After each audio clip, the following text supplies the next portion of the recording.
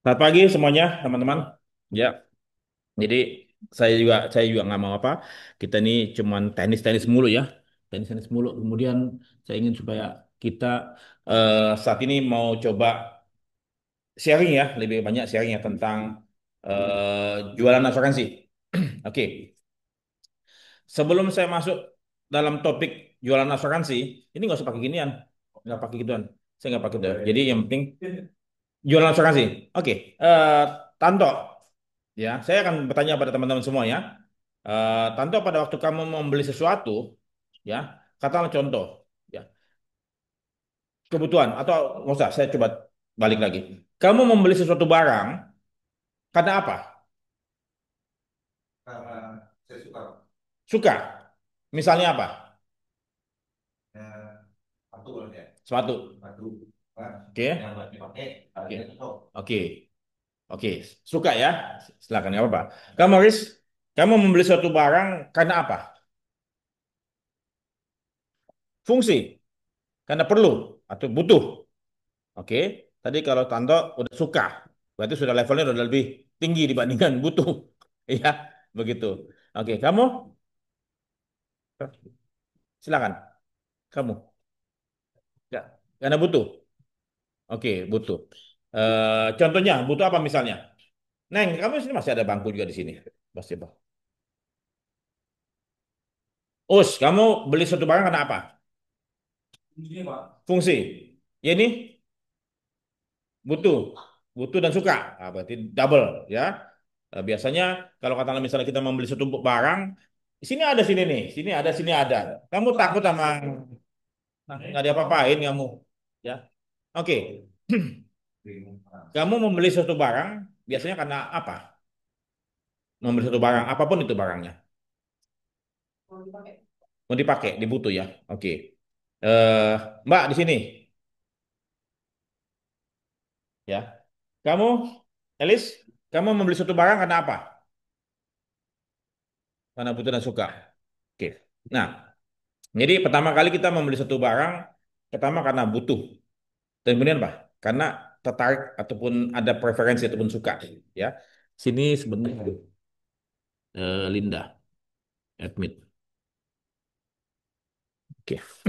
Jadi kita butuh dan kita suka, ya. Kemudian, ya, biasanya apa yang menjadi pertimbangan kita untuk membeli satu barang A dan bukan barang B? Kamu minta harga, harga, betul ya, harga. Terus apa lagi? Kualitasnya, ada harga, ada kualitas pasien. Oh ini apa? Kamu beli lebih apa membeli barang A dibandingkan B karena apa?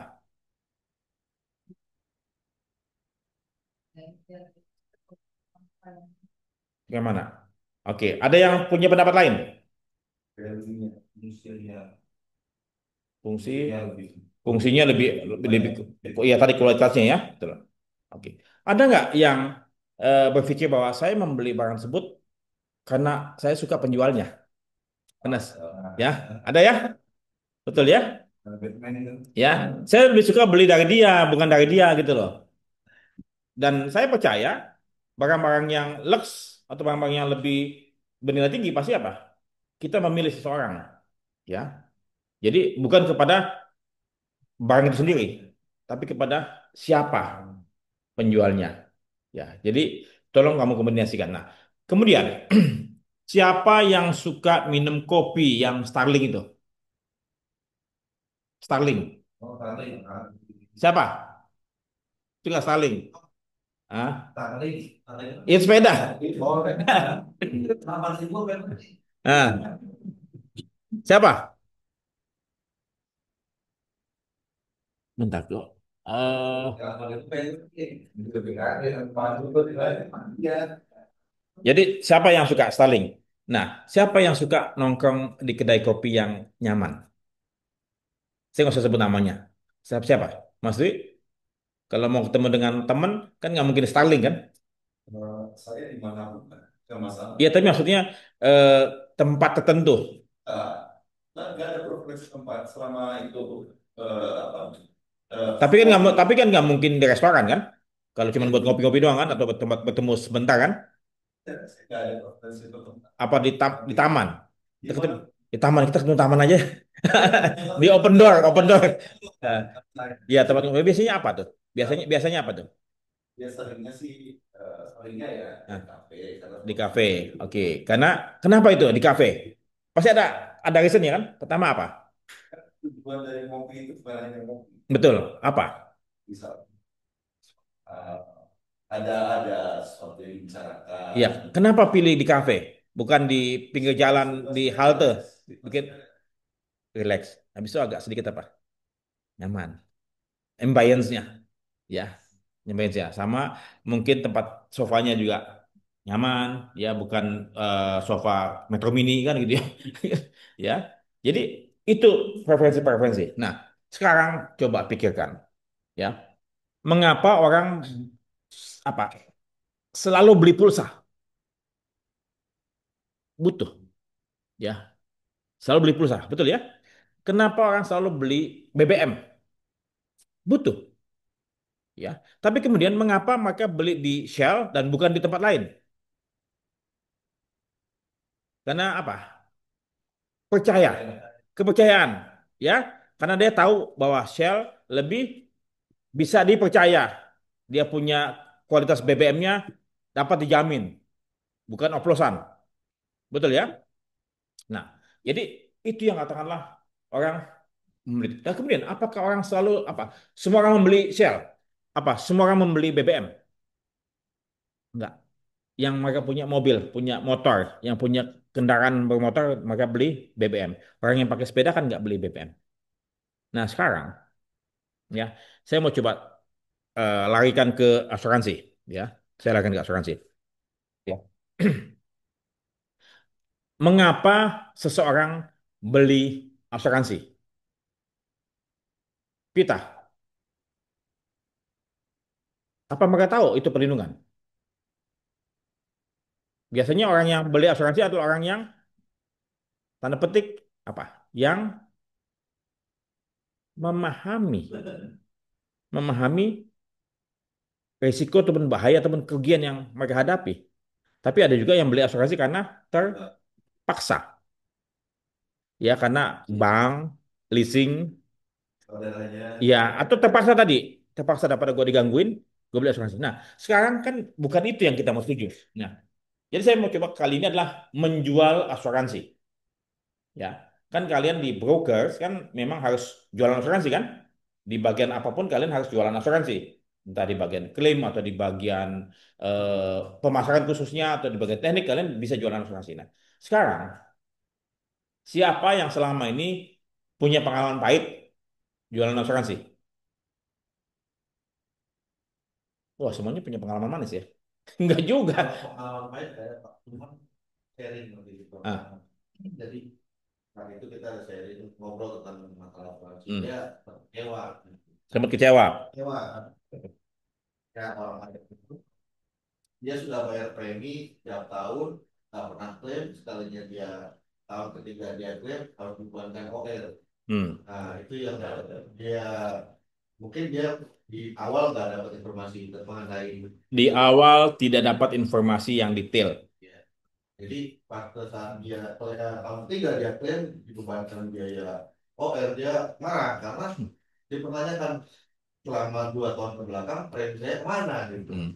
Oke, berarti dia tidak Itu tidak ada tidak memahami ataupun belum diedukasi. Jadi begini, terus saya jual asuransi memang tidak mudah, ya. Dan kemudian kita mesti pahami bahwasannya tidak semua orang mau beli asuransi dan juga tidak semua orang perlu asuransi atau juga tidak semua orang bisa diasuransikan, ya. Jadi selama ini terus saja banyak kan agen itu berpikir semua orang bisa diasuransikan. Tidak, ya. Jadi konsep gampang masuk, susah keluar itu mestinya tidak lagi.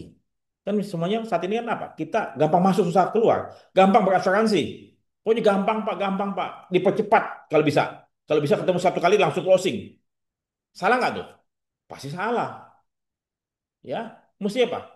Susah masuk, gampang keluar. Jadi tidak semua orang bisa diasuransikan. Misalnya ke tanah, saya mesti verifikasi dia. Dia bisa nggak diasuransi? Kalau nggak memenuhi kualifikasi tersebut, kita nggak bisa asuransi. Kayak misalnya kalian mengambil kredit di bank, kan nggak semua orang bisa dikasih kredit. Begitu pun juga sama di asuransi, ya. Dan kemudian untuk membuat dia jatuh cinta dengan asuransi kan tidak mudah. Apalagi kalau orang yang statusnya sama sekali nggak paham apapun. Bukan yang punya pengalaman jelek ya. Kalau yang sudah punya pengalaman jelek pasti jauh lebih sulit ya. Apalagi yang punya pengalaman kayak Jiwasraya, Warna Arta, Bumi Putra. Wah, asuransi, asu. Ya, itu. Jadi begini. Bagaimana kalian mencoba untuk dapat menjual asuransi? Bagaimana, Chris? Bagaimana kamu bisa menjual asuransi kepada orang lain yang kamu nggak kenal? Bukan nama saudara ya. Pasti kasih keuntungannya, kita jelasin keuntungannya, keuntungan dari asuransi. Jangan langsung tiba-tiba ke sana. Kamu mesti tanya, kan kita coba cerita, kita bercerita lah, pakai suatu metafora ataupun analogi ataupun ilustrasi, ya. Kita sampaikan banyak cerita yang katakanlah kita bilang tsunami Aceh tahun 2024 begitu banyak korban, begitu banyak penderitaan, ya. Tahun 98 juga kerusuhan banyak kebakaran atau gempa bumi. Kita pakai ilustrasi tersebut kan, yang fakta yang ada kan, di mana banyak rumah tangga yang tidak bisa bangkit, ya terkait dengan masalah kerugian yang mereka alami. Karena saat ini sebagian besar orang Indonesia tidak punya tabungan, ya tidak punya simpanan.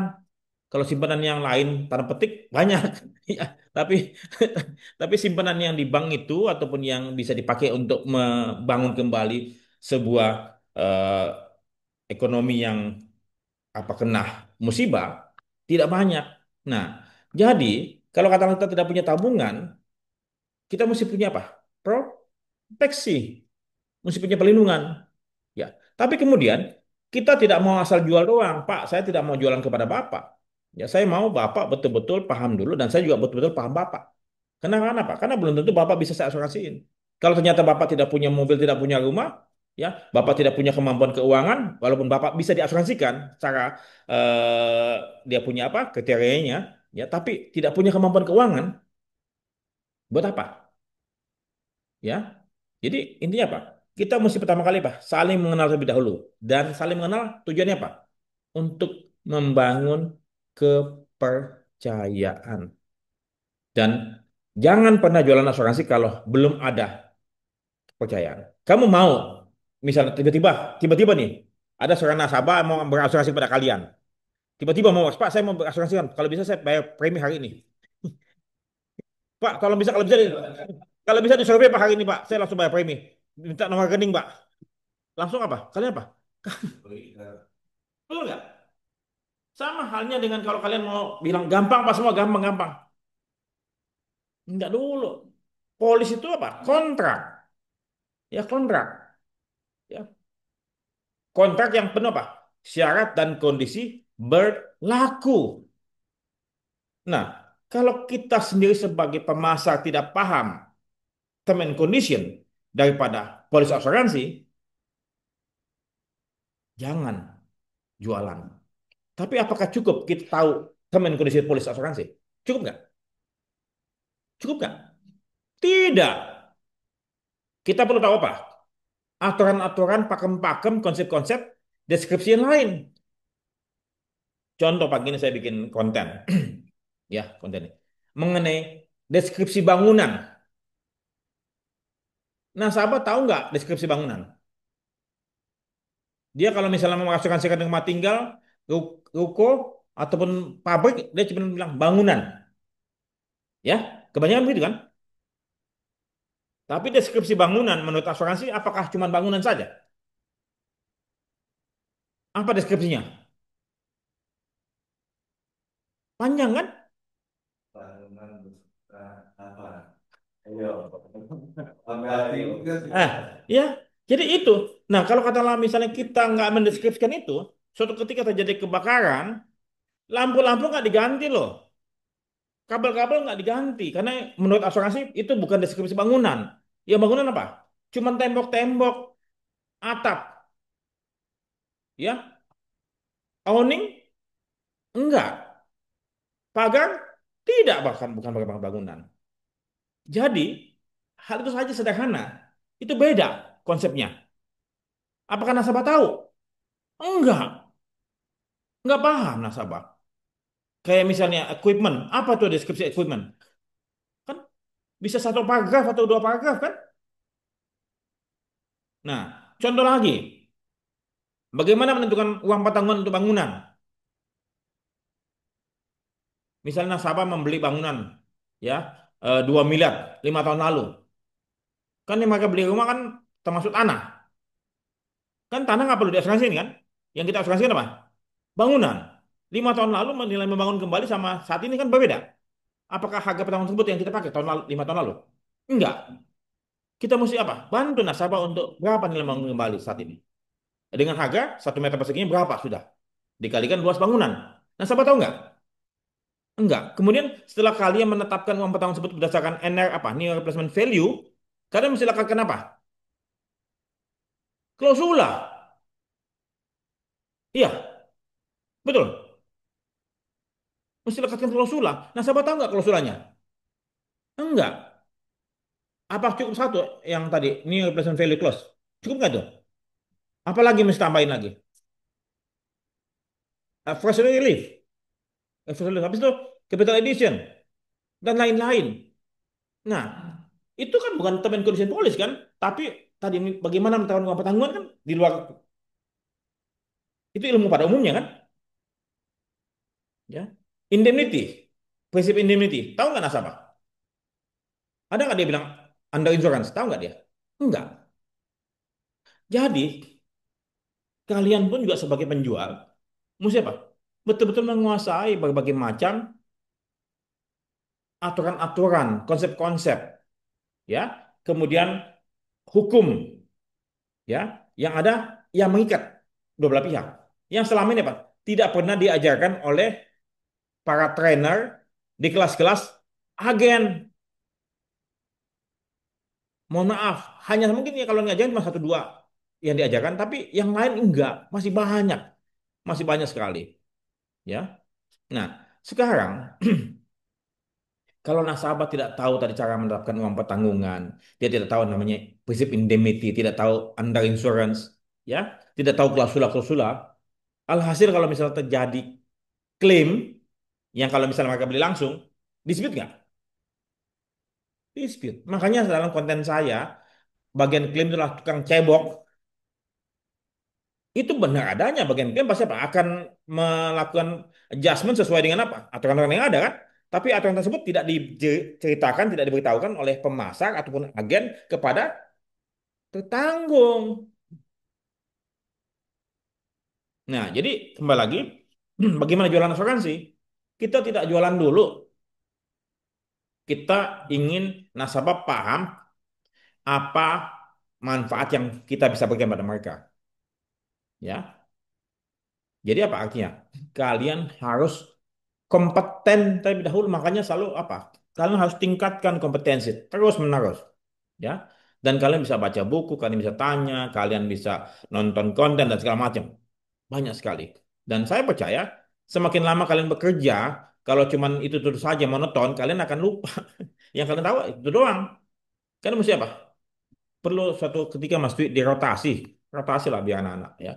Atau mungkin suatu ketika mereka suka ngajar. Ya suruh aja kamu bikin gantian kamu yang ngajar motor vehicle, kamu ngajar property owners untuk itu. Jadi apa? Teknis ya. Gitu. Coba. Yang bagian properti siapa saat ini? Siapa yang bagian properti? Marketing siapa marketing? Oke, bagian marketing tahu nggak namanya adjustable stock close? Tahu nggak isinya apa? Paham nggak isinya? Adjustable stock plus one. Tahu? Apa isinya?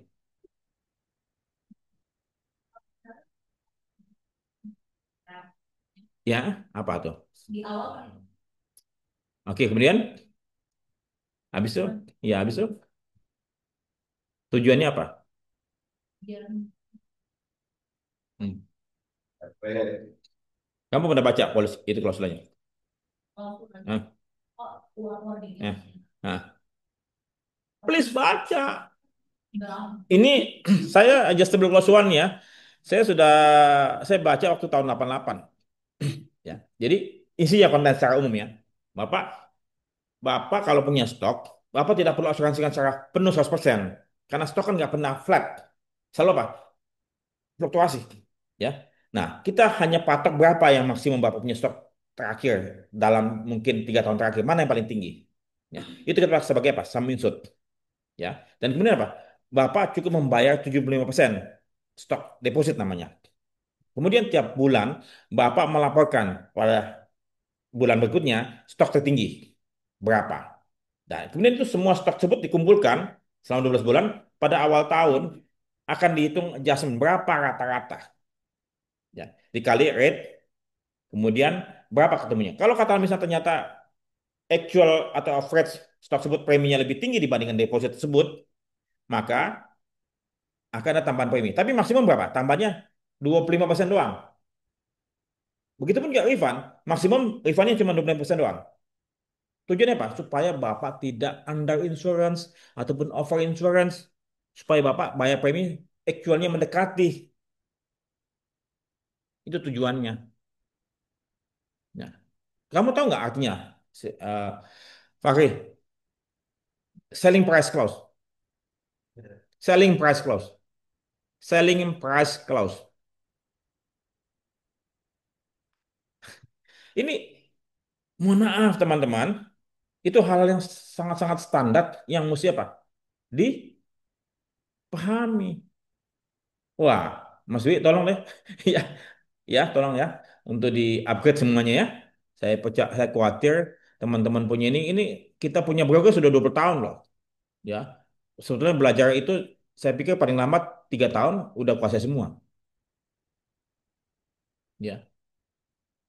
Jadi kembali lagi mengapa saya minta kepada Bulani ataupun kepada Mas Dwi dan Mbak Debi untuk bisa berbagi supaya Pak terus di-charge. Kalau kita nggak di-charge, kita punya kepala sama hati kita, saya khawatir lumutan, ya, lumutan berkarat loh. Halo, ya, jangan jangan diam. Hidup tuh mesti mesti terang, mesti berkilau, mesti bercahaya, bukan redup kayak hidup segan mati tak mau. Tidak, ya. Kita harus apa? Kita harus membawa kebahagiaan buat tertanggung, ya. Kamu jangan bawa muka begitu ke tertanggung, sedih tertanggung. Wah, dia lihat marketingnya, lihat apa orang wakil dari antar kok begini lesu banget. Halo, ya. Mesti senyum, tapi senyum jangan senyum bego.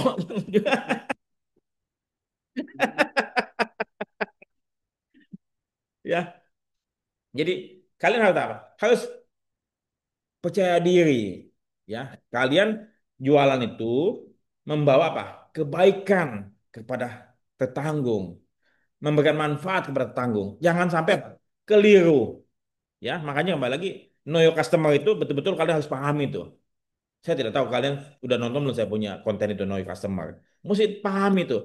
Dengan begitu kalian bisa memberikan apa yang mereka butuhkan. Kalau kalian salah polis, salah menetapkan uang pertanggungan, salah kasih klausula, nggak ada gunanya mereka pakai broker. Ya, kalau mereka beli langsung salah itu nggak ada masalah.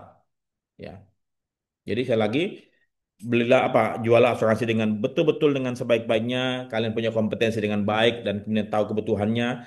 Kalian tidak tergesa-gesa jualan asuransi, ya sampai betul-betul dia percaya sama kalian, barulah kalian sampaikan. Karena kalau kalian tidak memberikan suatu kepercayaan kepada mereka dan kemudian juga mereka juga belum paham dengan apa yang mereka beli, sebaiknya tunda.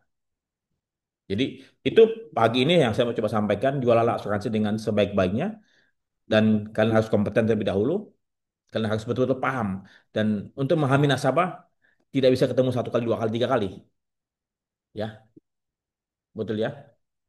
Oke, Foni mau tanya, saat ini siapa yang punya kendala bisa apa jualan asuransi? Oke, harga. Ya, harga. ini suatu hal yang katakanlah menjadi suatu titik kritis ya. Kebanyakan memang nasabah tuh selalu apa? Nyari harga yang paling murah. Selalu paling murah, paling murah. Tapi kemudian, apakah harga bisa turun terus? Turun terus. Nggak bisa harga turun terus. Kenapa? Karena ada COP, cost of production. Ya, kalian tahu nggak bagaimana tetapkan premi? Ada 5 unsur kan? Apa 5 unsur premi? Terus tahu nggak 5 unsur premi? 5 unsur premi. Apa yang membentuk premi? Ini suatu ilmu yang ilmu dasar. Ya, apa toh?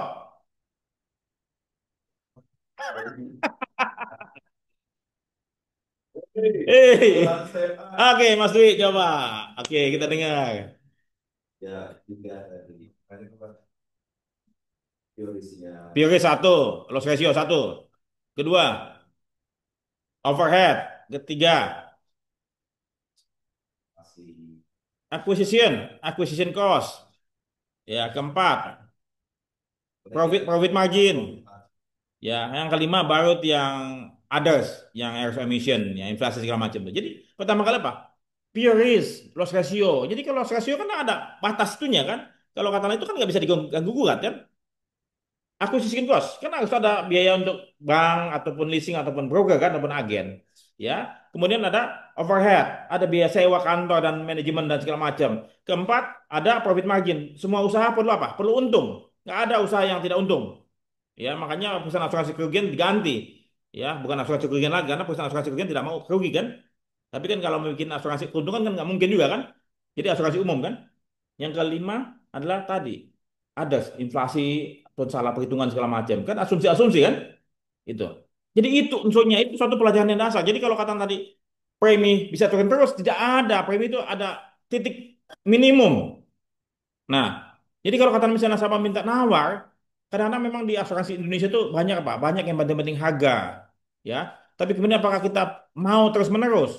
Itu yang penting harga apa? Orang yang bego, ya. Atau mungkin memang yang mereka hebat yang punya duit yang besar, mereka sudah taruh, tapi ada juga perusahaan yang besar, tapi dia kasih harga yang paling murah. Bisa. Tapi kan ada minimum juga, ya.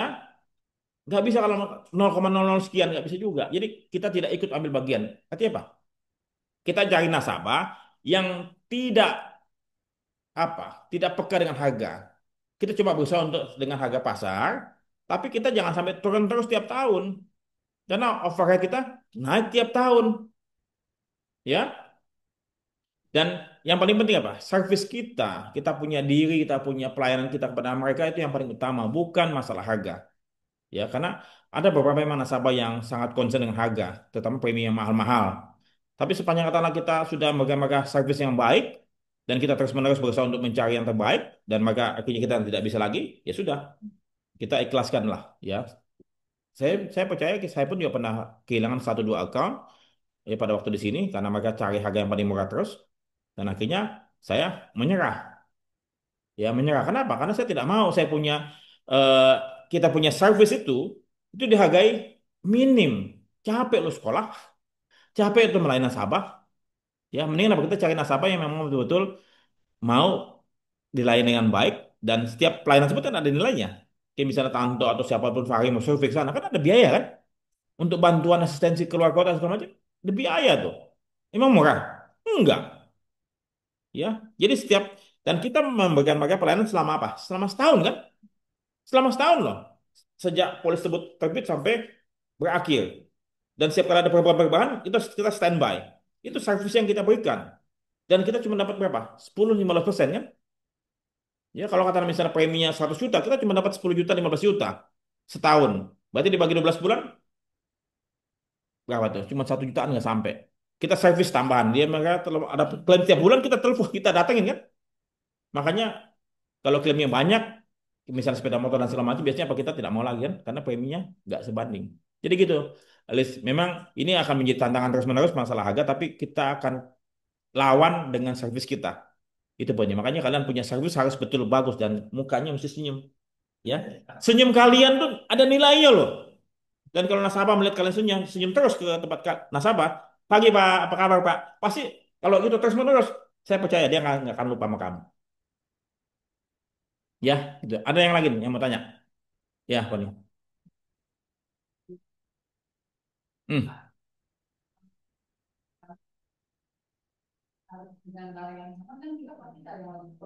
Oke, ya.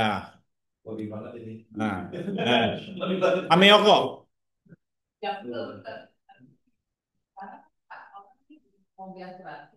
Hmm.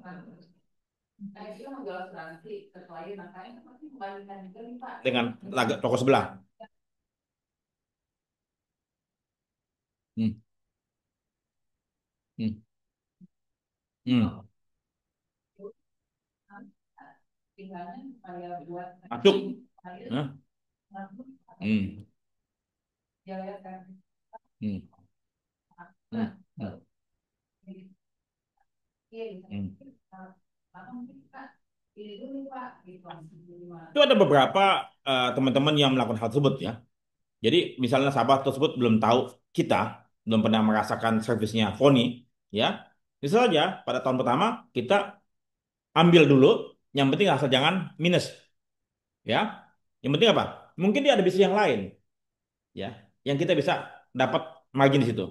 Itu bisa saja dilakukan. Sepanjang tadi tidak minus, gitu ya. Begitu ini right of time, jadi kita akan coba akhiri dulu ya. Akhir dulu nanti Surabaya saya sambung lagi ya. Sebentar.